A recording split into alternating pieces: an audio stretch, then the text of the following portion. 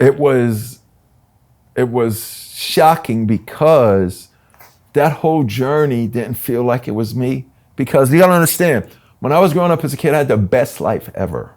As a kid, I had the best mother and father ever. And people said, you didn't have no, I could not think that I wasn't theirs because they went above and beyond to treat me like one of theirs. Now, when it comes to demographics, I had two sets of cousins that I always grew up with that were very close when I was growing up. Uncle Ronnie's kids, Derek and Samantha, were fraternal twins. Derek was dark skinned. I'm talking about Derek looked like Wesley Snipes. And then his sister Samantha probably looked like, how can I describe it? Was like Halle Berry's complexion. So me and my brother looked like Derek, but I favored Samantha. And to help out on this scenario was Uncle Griffin's son, Donnie and Robin. Donnie was light-skinned like me, but Robin was dark-skinned like Alfred. So I had two representations in my family system that wouldn't make me think, why don't look like my brother Alfred? So those were, and we all grew up together, so I thought this was normal.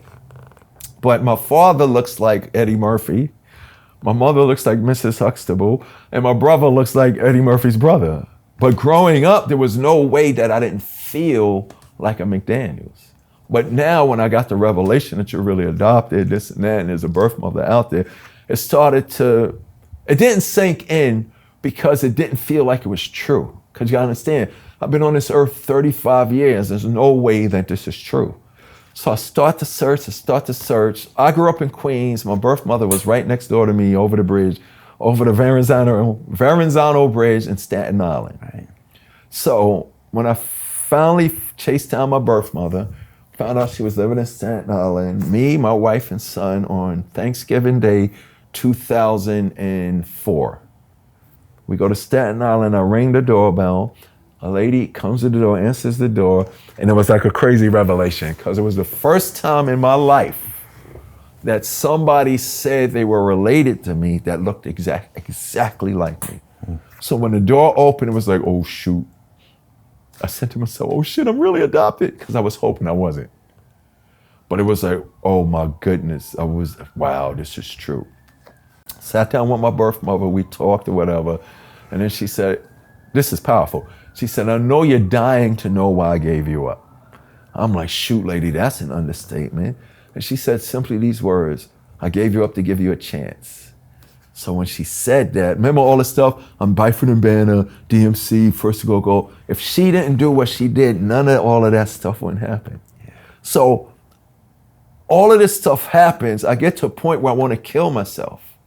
So the God says, nope, Mercury, run down there and reveal to him who he is. So now I find out who I am, and all of this stuff still doesn't make sense.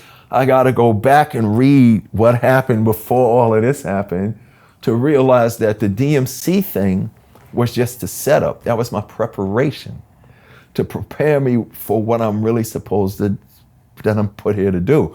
I was given this thing as hip hop because, and especially through music, because music succeeds where politics and religion fails. All races and political affiliations and all demographics, all of those walls are put down when it comes to music and stuff like that. So I was given this hip hop thing to encourage. The very thing Sarah McLachlan said see, all this makes sense to me. Mm-hmm. Thank you for telling me that, Darryl. That's what music is supposed to do. Right, yeah. All of, you know what I'm saying? Yeah. So now I'm realizing I'm in this position and I went through that, then something hit me. Man, what about all those other orphans? What about the foster kids? Because I found out that it was adopted, then I found out it was a foster kid. Remember you said it never ends. Now I'm living as adoptee, then when I meet more adoptees, say, let me see. No, you wasn't officially adopted till 1969. Prior to that, you was a ward of the state. And I'm hearing all these terms, and then I was realizing, wow, that's why I was given the gift of hip hop. So it's like you said, all this bad stuff happened for a reason. And this is crazy, once I found my birth mother, and once the hole was, the piece was put in, but it wasn't screwed in until I met my birth mother, because now I read chapter 1 of my life. Right. My voice came back. Prior to that, I went to every throat doctor in New York City. I went to a famous throat doctor in LA who handles all the singers and stars. I went to Mariah Carey's throat doctor. I went to Lenny Kravitz's throat doctor. And this is powerful. Both of those doctors looked at me. I went to Mount Sinai ear, eyes, and nose and throat thing on the Upper West Side of Manhattan. I mean, I couldn't speak. I mean, I couldn't, just how I was speaking for 4 or 5 years. Wow. So I'm rhyming like this, but Jay's coming over me. In those examinations, the doctors looked at me. This was in the midst of the depression prior for me saying I got to go to rehab eventually. They looked at me and said, son, there's nothing physically wrong with you. So what was manifesting inside of me, I'm holding all these feelings in, this and that, not seeking help, started to physically.